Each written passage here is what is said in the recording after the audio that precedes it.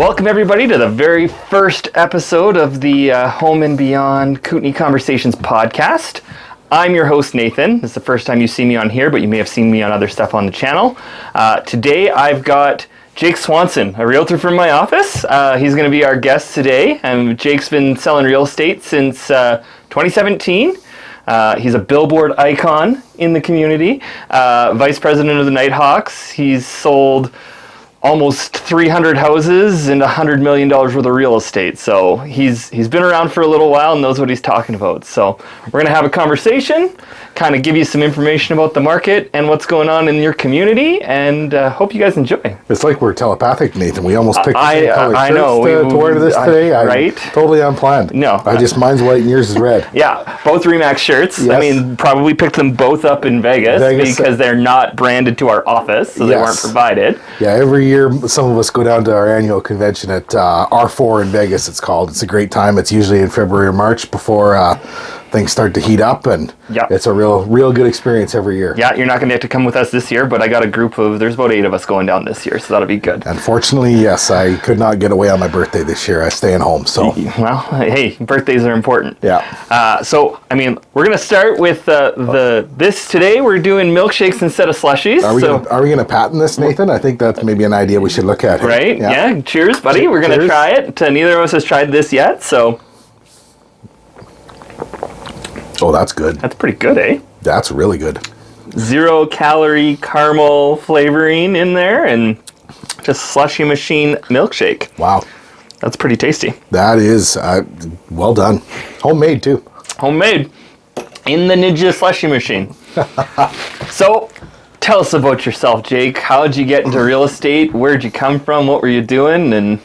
Well, I started my real estate journey about 9 years ago now. I was working as an accountant in public practice and working towards my CPA designation, and I just kind of was starting to experience some burnout, and just felt like I needed a change, and so I started thinking about what I could do and looking at my options. And my grandfather was a realtor in the area for a lot of years, and so I asked him about the industry and what that kind of life was like, and so I got some feedback from him, and I've known one of the agents here at the office for a very long time. Her name's Joy DeMello.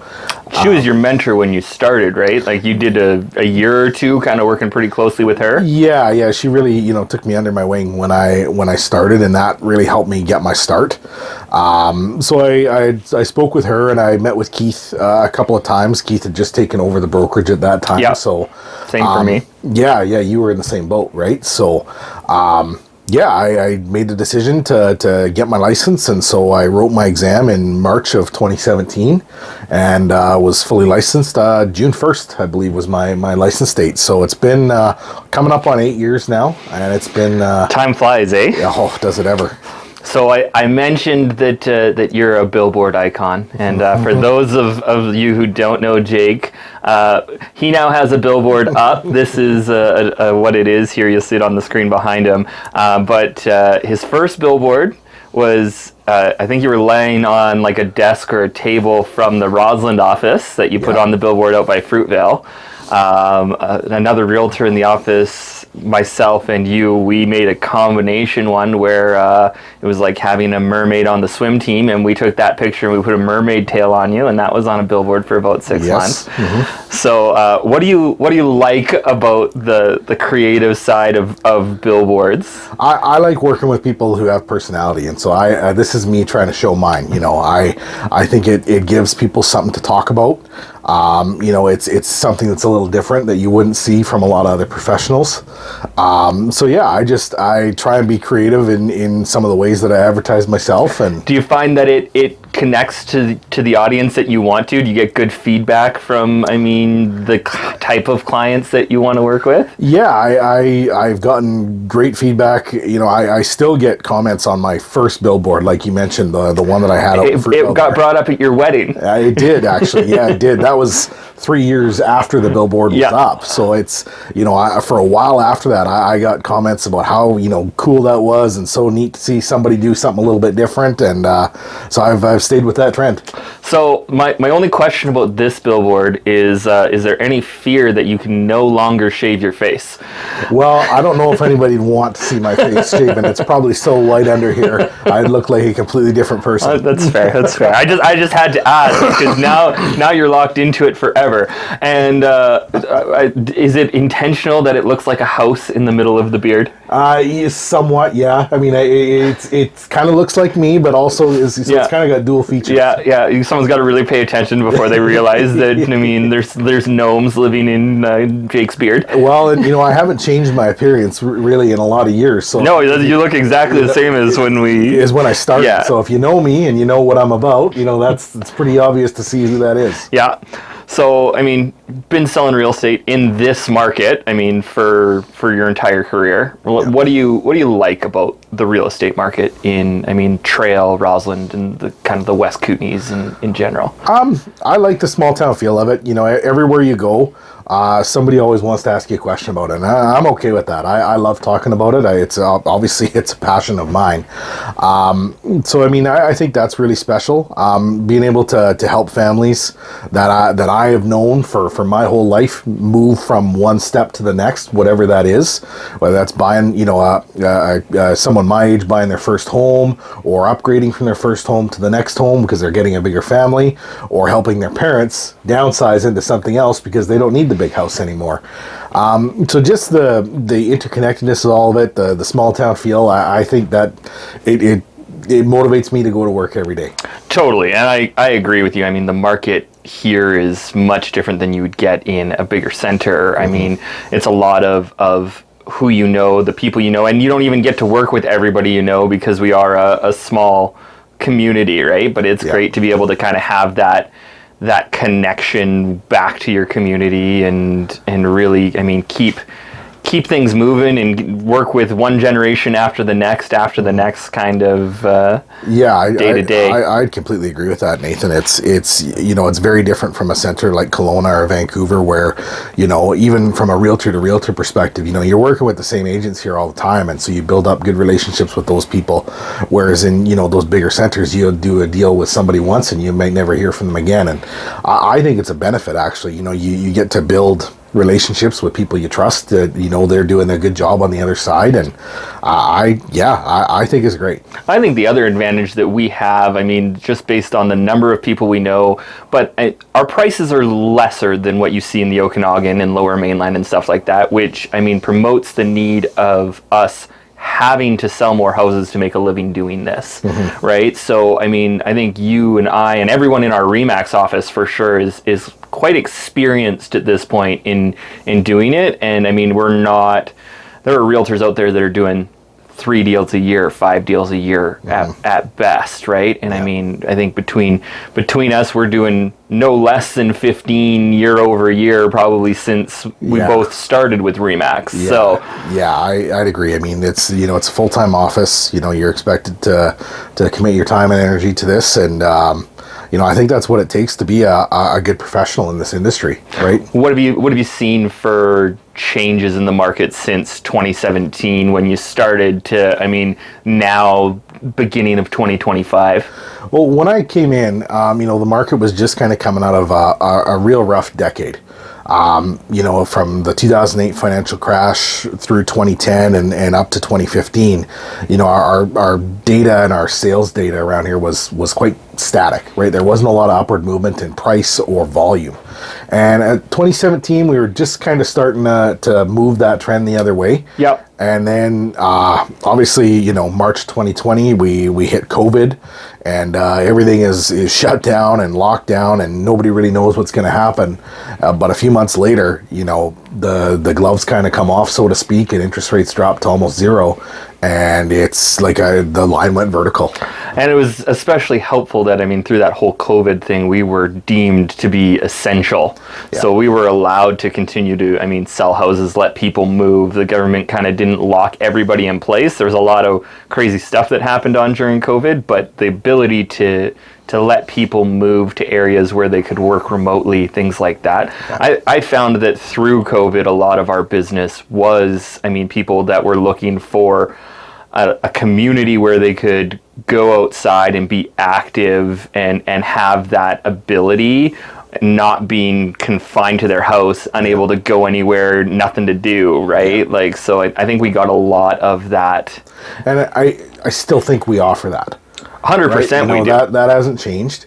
We're still, one of the most affordable places in BC to live. Yep. I've actually got the fourth quarter Kootenay market review here with me that I'll quote a few times today. But, other than a couple of regions on the island and in the very north of the province, we're the most affordable. And so that's great for families and people wanting to move here for the lifestyle that we offer 12 months a year. Totally. I mean, we have a little bit of advantage, again, compared to some of those other communities, the ones on the island, the ones up north, where, I mean, we also have a proximity to the States. Like, we're 5 to 15 minutes away from the border, depending on which border crossing you're trying to go through, whether it's up through Rossland and Patterson and down through Oneida and whatnot. So, I mean, I know a lot of people spend a weekend, they'll go down to Spokane and things like that. Yeah. And, I mean, it has helped our market. We get lots of people from the States who want to come up and buy a property at Red because, I mean, it's the best ski hill proximity-wise to them. So, have you seen any changes based off of, I mean, Trump? We're a week in. I mean, there's not a lot to really see.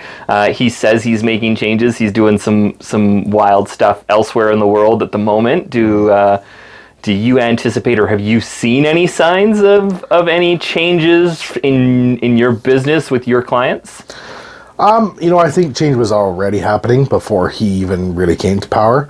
The way the US dollar has inflated against so much the rest of the currencies in the world, for Americans to shop outside the country they're doing it at a pretty good discount right now. Totally. So I think that's why you've seen some good momentum at places like Red Mountain. It's a world famous ski area. It's got good snow, and it's 2 hours from an international airport in Spokane, Washington State. So as far as like what do I see coming, that's awful hard to predict. I think a lot of it right now is a lot of bluster and a lot of noise. There's undoubtedly going to be changes. There's always change, and that's a part of this industry that, if you're in it, you have to accept that. Yeah. But yeah, I think as for what's coming, I think, you're going to continue to see people moving here, whether they're American or whether they're Canadian, because of the lifestyle that we offer. Yeah. We have, like we've mentioned several times, the ski hill, but the mountain biking trails network in the area has expanded rapidly. Yeah, it's world class. And, we've got all kinds of lakes and rivers and hiking trails and snowmobiling areas and all kinds of other, regular amenities that, people want in this area. Well, I mean, Christina Lake is the warmest tree-lined lake in all of Western Canada. It's up there in all of North America in terms of just a warmest tree, yeah. right? I mean, I know probably a good 70% of the population here all spends at least some part of their summer out at Christina Lake because of it. And I mean, and that's just one of, a dozen options that are all in fairly close proximity. But back to the Trump topic, I can say personally that the day after he won the election, I got a call from a couple out of the U.S. The gentleman was a Canadian citizen, his wife is American, and they have started looking at making the move basically the day after the election to make the move up to Canada. So it did have a pretty instantaneous effect for them, right, of the choice, and I guess we'll see how his overall plans.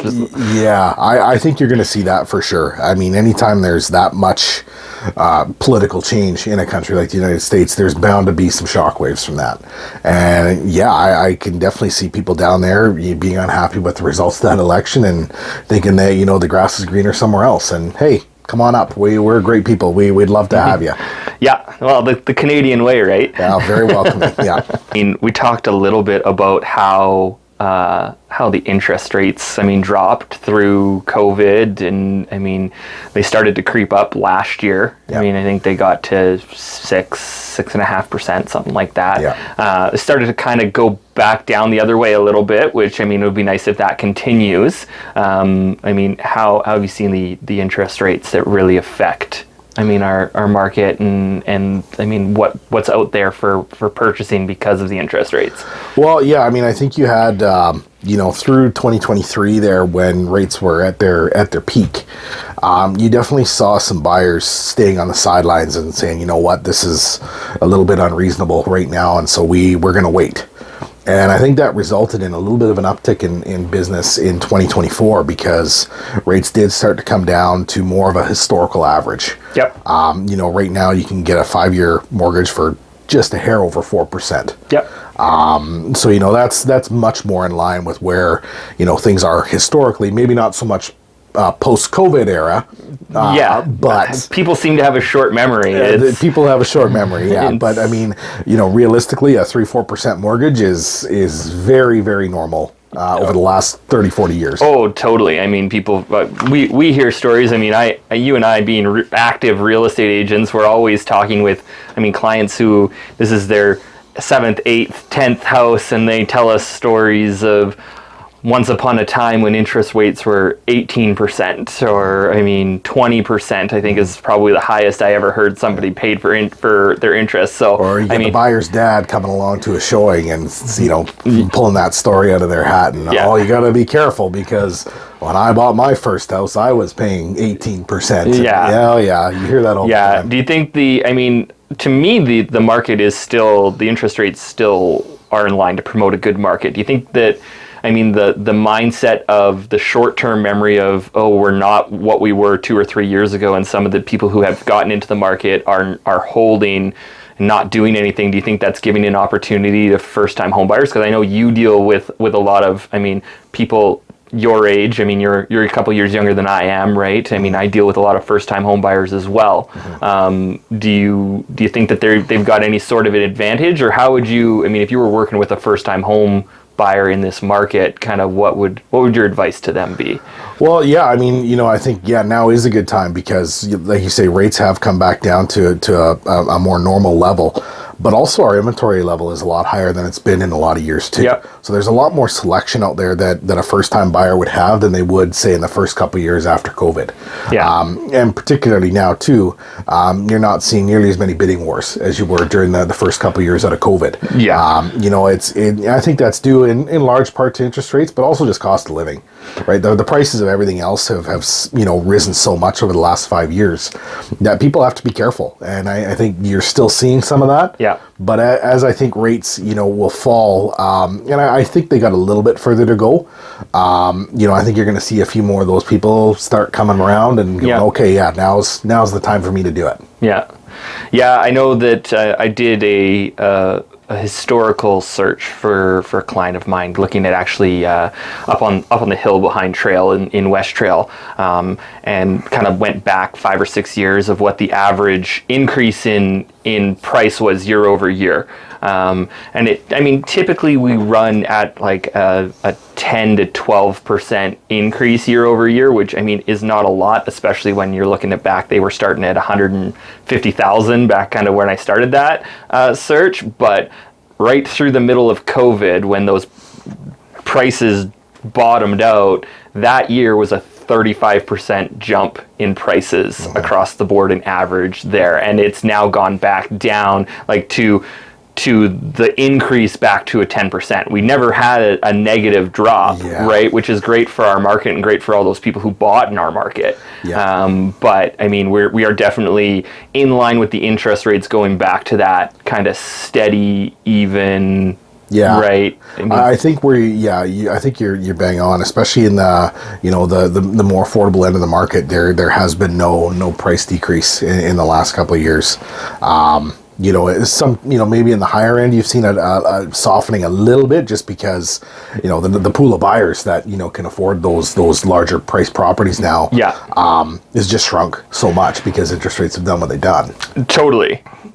So I think that it is great for our market, and it's kind of a good balance right now. Yeah, and there's still a lot of variety out there. Like I ran some numbers today, and it's 216 active listings out there for third week of January is a pretty solid number. Yeah. Right? I mean, that's Actually, from Christina Lake to Salmo, not including Castlegar, is kind of that Yeah. range that I looked at. And actually, this fourth quarter report actually quotes that, that as of the end of December 2024, the number of listings is up 22% from the December prior.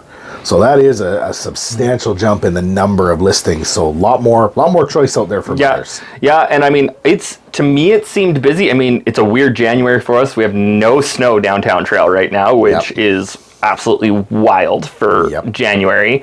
And I mean, I've seen a lot of realtors in the office being busy. I've been busy. I mean, I was out showing properties in Castlegar last week. I actually ran the historical number of sales for a January, and in the last 5 years, this is the second least. Really? Yeah. Which, I mean... But the most inventory. But the most inventory. So, I mean, I think that it's back to the first-time home buyers, that it's giving them an opportunity now to look at some stuff, even though, I mean, we always talk about, the spring market. It's almost time to look now, right? I think that's a really good point. Get on it now. There are some properties that have been on the market for a little while now, and as a first-time buyer, maybe there's a bit of an opportunity to negotiate on some of those. Yeah. So you know what? I think that's a really good point.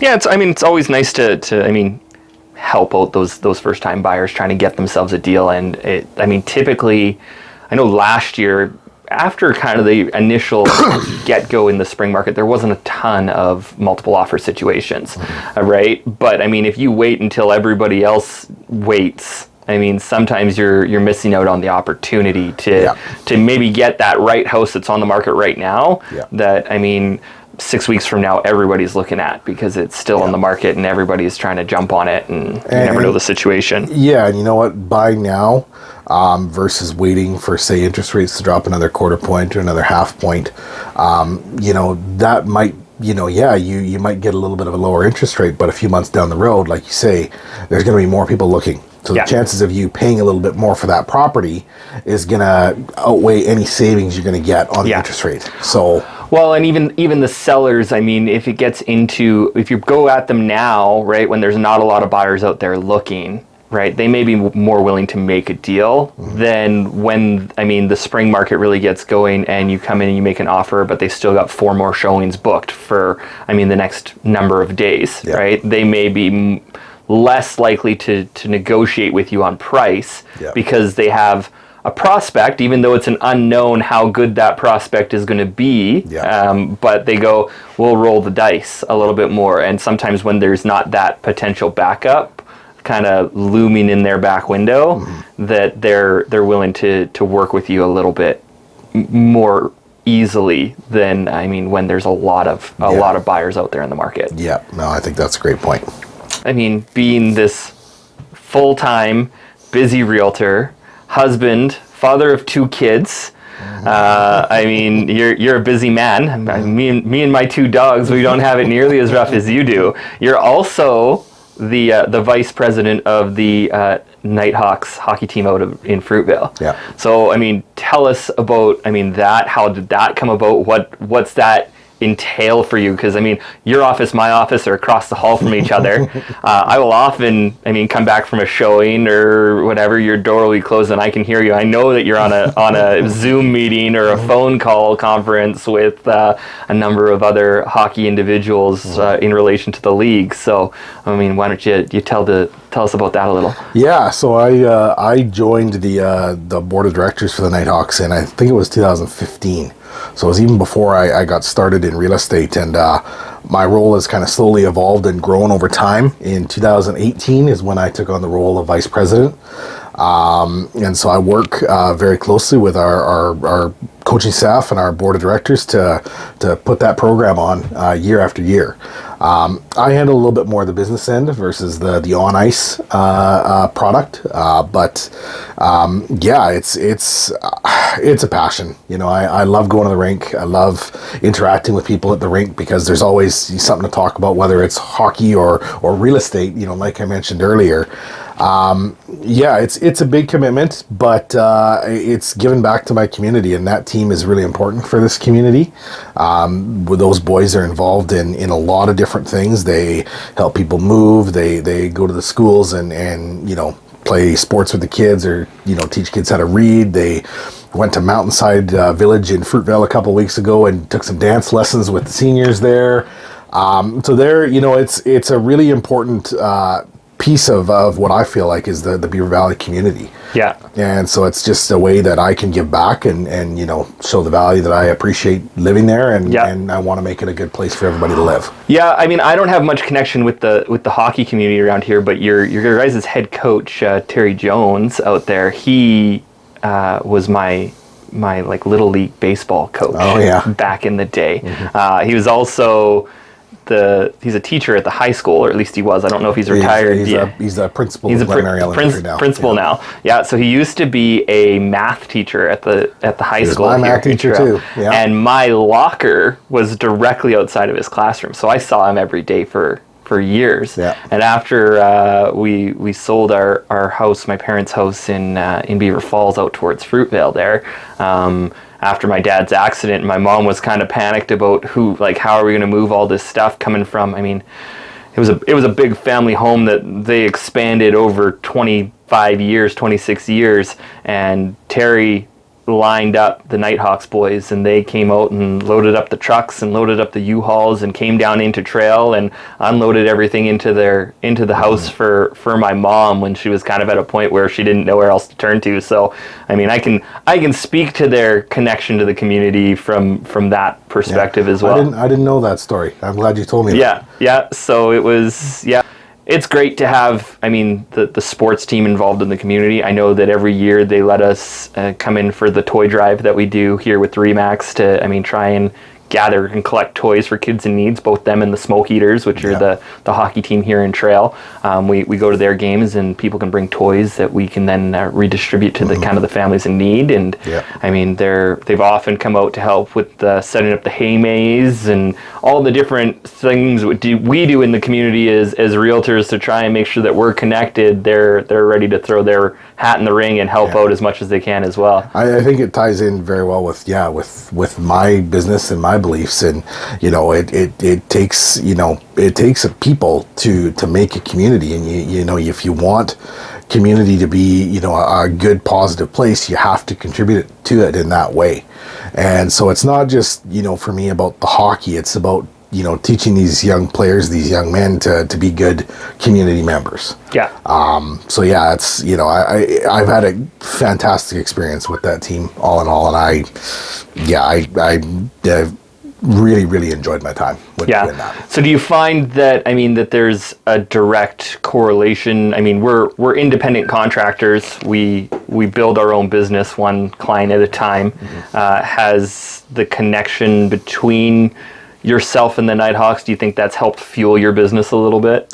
I think so, for sure. I think I've had some sales and stuff over the years where I've gotten that business because people appreciate that, how involved I am with the team, and how much they realize how much time and effort it takes on the sidelines to make that team operate. And so I do feel like I've gotten some business and stuff over the years from that. It's not why I do it. I mean, like I say, I started it before I was even in real estate. It's just a passion, and it's definitely you go to the rink, and I put a new listing up that week, and I'll talk to 3 people who, oh yeah, I saw your new listing, what and they'll ask a question about the house because they know who used to own it, or they're somebody they know might be interested in it, and so it's really good times. Yeah, I mean that's part of the benefit of the small town effect as well, right? Everybody knows as soon as a new listing comes up, everybody kind of just talks about it, right? Yeah. So it's kind of a cool way to connect. To each other. I don't know. Do you got any more numbers that you found interesting to this point in? Well, I did, and we've talked about these numbers ourselves a little bit too. This is obviously a Kootenay report, but locally focused. We our prices are obviously up substantially in the last decade. Yep. But 2024 was actually a year where we did the fewest transactions in the last 10 years. Yeah. From Roz. I can speak to that. So I started in 2013, which Right. was, 11 years ago from 2024. And I know coming into the business, you and I had very different experiences in our first year in the business. Joy was a great mentor to you. I didn't have that, but I was also in the middle of kind of the slowest bit of market we had seen in a long time. I did no deals for 11 months. Wow. I did 2 deals in December of that year, and my license started in like January 15th. Wow. So, I lived it, right? I can happily say that I did much more than 2 deals in last year's market. Yep. But yeah, it's been interesting that way. Yeah, so that I found that was quite interesting. Our total dollar volume in transactions increased by about 8% in 2024 versus 2023. The number of residential sales across the board, so just single family, apartment, townhome, across the entire Kootenays was up just 2.4% over 2023. Locally, we were down a little bit. But you know what, so that I thought was rather interesting.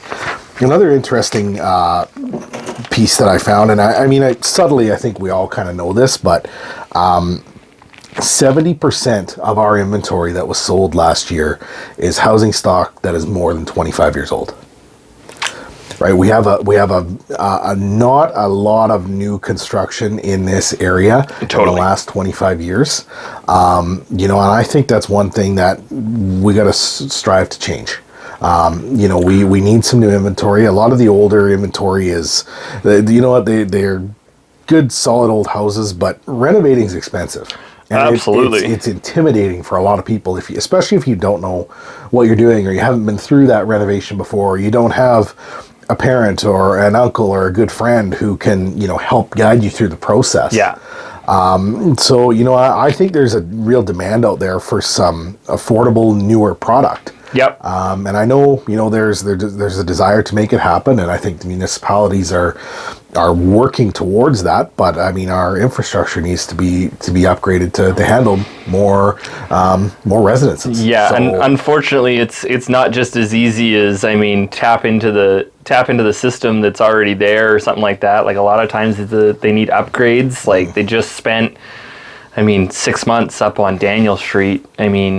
Completely redoing the sewer and water lines and setting that up just because the system is old and outdated, right? And unfortunately, a lot of our houses, I think the oldest house I've ever sold that had a date that we could track on it was 1901, right? So that's almost 125 years old at this point, right? Like that's an old house. Oh yeah, you're looking at based on these stats, actually across the Kootenay region, a full 50% of the inventory sold was built prior to 1980.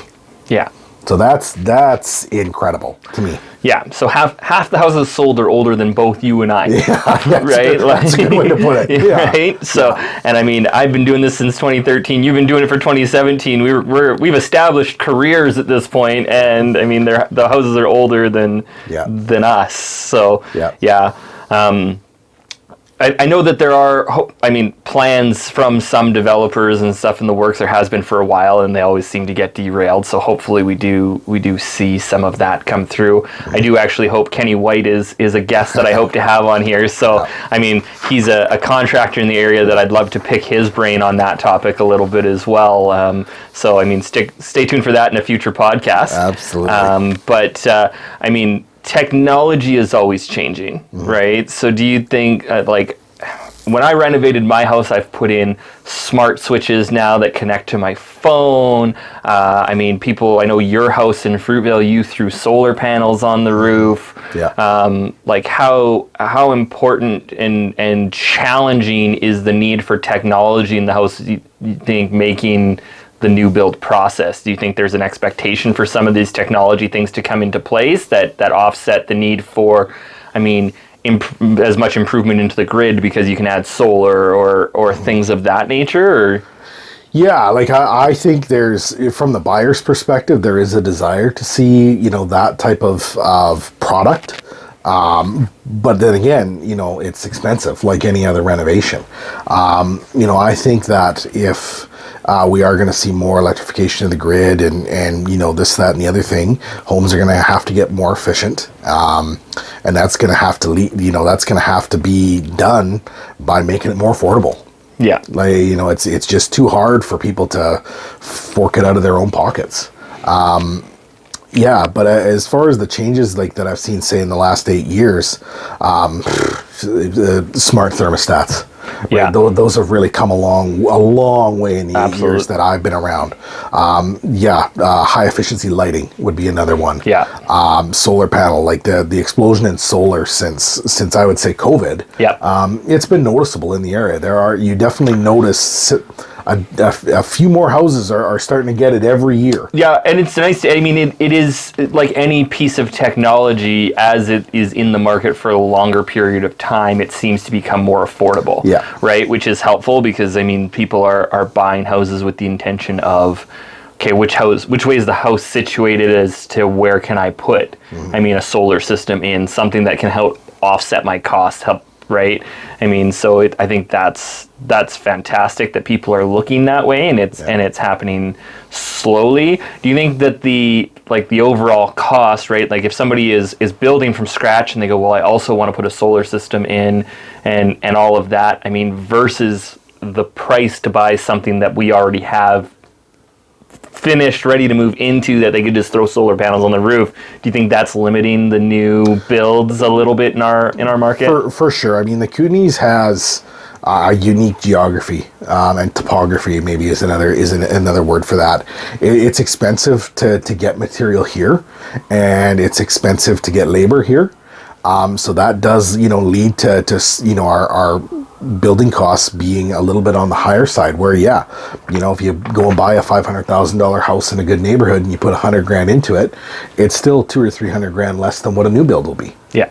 Right. So I think that gap is still too big to maybe promote a lot of new single family development. So do you think we're going to still, based on that, we're going to kind of continue to see the historical climb in prices that we have until it kind of reaches that point? I think it's simple supply and demand. If you don't have supply, then the price is going to increase, right? Yep. We're not increasing the size of the pie here. We're just trading what we have. Yeah. And so if there's no new addition to that supply, and even every now and again a little bit of subtraction, because some of this older inventory is getting to the point now where it's almost no longer habitable, and in a couple of instances I do think you're going to see that continue to rise. Yeah, I think trail specifically, West Trail on the hill, like down in the Gulch on your way to Warfield, we've had a few instances of fires that have unfortunately taken homes, and they're not even trying to rebuild them, because 125 years ago, when the valley was settled, people weren't worried about having big spacious lots with multi-car garages and things like that, and the lots now are just for what people want to build on. They're too small something, so we don't get a turnover of somebody who wants to purchase a home to tear it all the way down to build something else, because they can't expand the footprint. Yeah. And that's you make a point about the valley. It's a valley. There's not a lot of raw land available, because it's all it's a very steep, narrow valley. Yeah. So there's not a lot of room to expand. The only way we could go is either north or south, and that will be expensive in terms of what infrastructure is needed to make that happen. So on the technology side of things, kind of leading away from building and designing houses, I've noticed a big change in the technology that we have access to actually do our job. Yeah. Right. So is there any cool technology that you've seen come into the business that you think is a great addition to the real estate market in the last 8 years? Well, AI is certainly starting to have its impact. I know there's some interest from agents to have AI do your write-ups for you. You put there's a program where you put your pictures into this AI program and it does the write-up based off those pictures. That's pretty incredible, and it has the potential to save agents a lot of time. So there's things like that are changing. Over the last few years, I would say the amount of the way marketing has shifted to social media, and the emphasis on social media has been huge. Yeah. In terms of the quality of the content that you are kind of expected to put on now, to the different way you can market the property and advertise it to different target markets and target audiences. Yeah. I think that's a really, really interesting tool, and one that we should all be utilizing.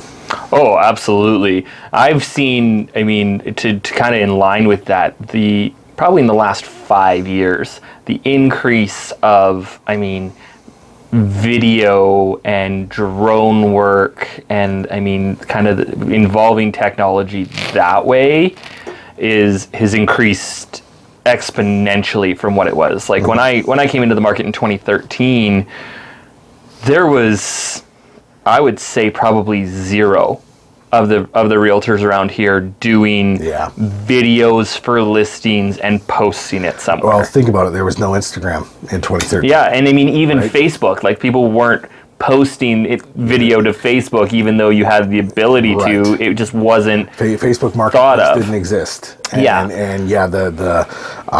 the option you had with Facebook was pictures or a basic video. Yeah. Right. There wasn't a lot of business being conducted on that platform like there is now. Totally. So do you get leads and activity, do you think, from your social media quite a bit? Yeah, absolutely. It's the primary way, other than our Realtor.ca, that we market our content, our listings. I was reading just a few weeks ago that it's using social media has been compared to the old style of cold calling, right? It is the new version, the new generation's version of cold calling. The great thing for consumers is that it's not somebody just dialing your phone at 4:30 in the afternoon and you don't know who it is because you just don't have a choice but to pick up your phone. Right now you've got call display. You're not going to pick up a number you don't know, and so a lot of agents are transitioning to doing a short clip that showcases themselves or a property or what's coming or something in their community, and it's kind of their audition, it seems like, a lot of the time to new buyers and sellers that are coming into the market to go, look at me, this is what I can do for you. Do you agree with that? That's I think a really good way to put it. Yeah, it's a snapshot, and it's a, hey, look at me, right? Or hey, look at what I've got to sell. Right, and contact me for more information. Yeah. Right, and so I think that I'm maybe I'm a little bit different from you. I'll still pick up a phone number if I don't recognize it, but a lot of them are starting to be spam. I know. Well, I'm a realtor. I pick up anything that calls me unless my phone tells me suspected scam. I pick it up, right? But I think that to Larry and Sue, average consumer over there, right? If they're not expecting a call from somebody and it's a number they don't know, they may not be inclined to just pick that phone number up, right? Very true. So I think social media has been an interesting tool in that way, that it kind of gives us another connection to the individuals out there. Yeah, it's a combination of everything. I think it's a combination of your presence on social media and online. It's a combination of your maybe physical marketing. I'll use my billboard as an example, and then I think it's equally as important to be involved in the community. And I know a lot of us here at RE/MAX are involved in the community in our own ways. Yeah, and I think that's a big reason why we're one of the most successful offices in the Kootenays. I would agree. I would absolutely agree. So do you feel like that all of this technology and the increase of video and different things is been helpful to your clients? Yep, I think my sellers like seeing more content. Anything, more content, the better, right? More exposure for their listing, the better. From the buyers, it allows them to get a really solid understanding of what the product is before they make a decision to give their time to go and actually look at the property in person. Whereas, 10 years ago, there'd be a handful of pictures online, and if you really wanted to find out more, you had, at the very least, had to go take a drive-by. Yeah. And then book a showing to get more information. Yeah.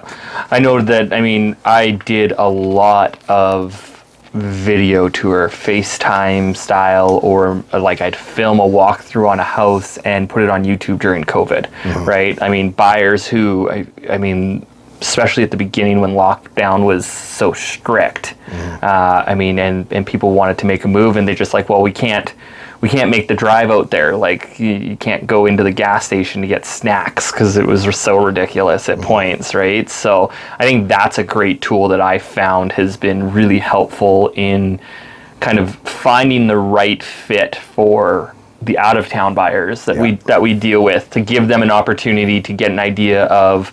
The pictures are great. The professional walkthrough videos that a lot of the realtors are doing are great, but a lot of the times they won't provide an accurate, feel of the house, the layout of the house, of you walking to this room, to this room, to this room, where I find that, even just using a phone camera, right? You can go through and you can do now a full video clip of you walking around the whole house. Call it even a form of inspection, right? For somebody who's not here, right? Like, you can stick the phone in the closet or in the furnace room and see, really what's in there. Yeah. Right? Stick it under the sink and see what kind of plumbing's under the Well, sink. and I think it's helpful for a lot of buyers as well. Like if they can't come out and see it right away, or like a lot of the people that we work with, they'll work up north, right? They'll be here in 2 weeks, out 2 weeks, and sometimes, especially in like the busier market times, right? So spring peak market, 2 weeks is a lot of period sometimes for some houses. Yeah. So being able to go through, it's our job to make houses look as good as possible when it's our listing, right? Yeah.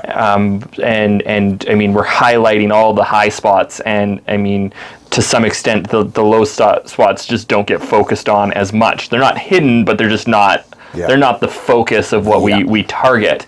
And it's helpful to be able to go in for your buyer and give them a video that says, this is what I'm seeing, right? This is what you need to know. Yeah. So that if you get into the point where offers are coming and you want to make something subject to an inspection or viewing or whatever, at least you have a starting point, right? To see if it's actually worth it for you or not. Yeah. So. Yeah, no, I agree. Yeah. So, if you were to do it all over from scratch again, anything you'd change? Any tips for younger Jake, either starting your own, from a perspective of starting your own business, because that's technically what we do as independent contractors. We're building our own business. We work under the umbrella of RE/MAX, but it doesn't provide us with clients or scripts or a list of leads every month. Like a lot of it is what we generate for ourselves. Yeah. Right. So like if you could go back and give yourself a tip for starting your own business, real estate or otherwise, what do you think that would be? Have more confidence. Yeah. Right. I just think as somebody entering a new market and a new business may, come off as being a little bit uncertain or a little bit shy, a little bit, less prone to or less willing to engage in a conflicting situation where, say you've got a listing where the seller wants a price that it's not going to sell for. But it's, you want the listing because you're the new guy on the block and you're trying to put food on your table. Yeah, you're trying to get that paycheck. Have a little bit more confidence to stand your ground. Yeah. Right. I think that's what I would say. Stand behind what you know and what you feel and trust your gut. Yeah, I would agree with that. I think that, the fact that you're connected so tightly with the hockey team, if you had to start it over again, you've got that connection, right, to the community already. That I think is a huge advantage, over a lot of people who come in and just don't have, the same level of connection to their community. I think it's a big part that we have really expanded on as an office, right? To try and make sure that we're connected to all aspects of the community. We're trying to do, I mean, I don't know that we go more than 2 months throughout the year where we're not kind of connected to a community event in some way. We're doing something very regularly, as an office, and then, individually, you're involved in curling and you're involved in ball, through the spring and summer, and, other people are involved with, Silver City Days or the Winter Carnival that was just held in Rossland, or, some other teams, biking, I mean, all sorts of connection that I think makes us a great team across the board. Take a passion of yours and build that into your business. Find a way to link it. Right, for lack of a better expression there. Build it into your business, because, that's a great, easy, and free way to build your business, right? Just leverage the connections that you know and that you already have. Yeah. Well, I mean, I think that's all I've got, unless you've got questions for me.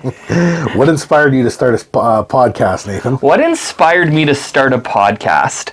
I mean, the whole concept of the podcast here, for those of you who joined us and watched all the way to the end here, I have started a newsletter as well that goes by the same name, Home and Beyond, Kootenay Conversations. So that is linked. I do the same content that all the other realtors are doing. I mean, we're doing videos for new listings, drone shots, all of that, right? Yeah. And I've been searching for a way to kind of connect with the community on a different level and provide them with information that maybe they wouldn't always get to see from a real estate perspective. I mean, it's not about me generating business. I mean, if that was my goal, having a competing realtor as my first guest may not have been the best choice. It's more so, getting different people in. Like I said, the goal is to have Kenny White. I do have a few other guests kind of lined up across different businesses through the Kootenays. So the goal is to try and make the connections so that, we're out there, we love our community, we want to connect with the community and really make sure that everybody else gets the same opportunity to fall in love with what we all have fallen in love with. Either growing up or having moved here, right? So it was just it's a different way to get information to the community, and hopefully a way that they're going to enjoy and watch and find interesting. This podcast is going to be linked with my Home and Beyond channel, which is kind of my lifestyle content that I have started to put out on YouTube a little bit. My two assistants, as I call them, my dogs, Frey and Valkyrie, kind of join me in that, so you get to see the lighter side of, some of the projects that I'm doing. Maybe it relates to real estate, maybe it doesn't.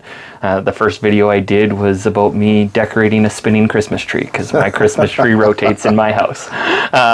Right? So it's just, again, trying to showcase myself out there, and connect with people so that when I'm meeting somebody for the first time, when we're going out to looking at houses, trust with your real estate agent is a huge factor, right? We work with first-time home buyers, young people, elderly people who maybe are no longer as confident as they once were, right? People who don't have experience in negotiating or the facets of home buying that we have developed through selling hundreds of homes, right? So it's one thing for somebody to pick up a phone because they see your face on a business card, or they get a piece of advertising in their mailbox, right? But I would rather somebody pick up the phone because they've seen some of my videos, they've heard the podcast,